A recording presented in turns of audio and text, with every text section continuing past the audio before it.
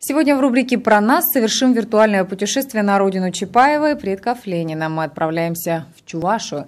Это республика в России, женщины которой ходили на войну и сами сватались к женихам.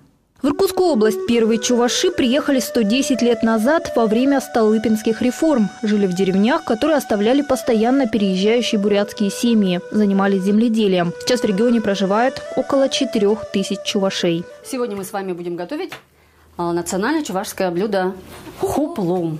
Хуплу – это пирог с начинкой из мяса, лука и картофеля. Все тонкости приготовления этого блюда знает Вероника Тимофеева, как и многие другие национальные обычаи. О них Веронике рассказали мама и бабушка. Их семья приехала в наш край из Чувашии больше века назад. Сегодня историей своей семьи и культурными традициями Вероника делится со школьниками. Небольшой кулинарный мастер-класс на дому проводит по просьбе детей. Особое внимание уделяет тесту. В старину именно тесто могло многое рассказать о кухарке. Если бы хозяева были очень богатые, у них были коровы, куры, то, соответственно, туда добавлялось молоко и очень много яиц. А если, конечно, был чуваш победнее, он это мог делать на воде.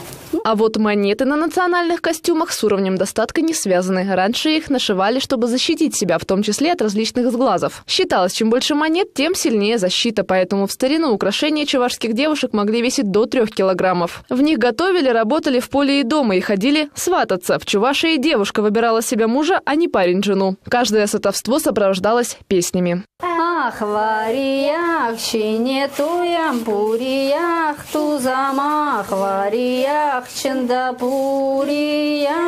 Мотивы чувашских песен сложны для запоминания, как и слова. В 2009 году чувашский вообще был внесен в список исчезающих языков. Выучить его по словарям самостоятельно практически невозможно, а носителей этого языка в нашем регионе почти не осталось. В последние десятилетия из Чувашии в Сибирь никто не приезжает. Эти деревни закрываются, они переезжают в города, соответственно, все они ассимилируются, и они растворяются уже именно с другими национальностями и забывая свой язык.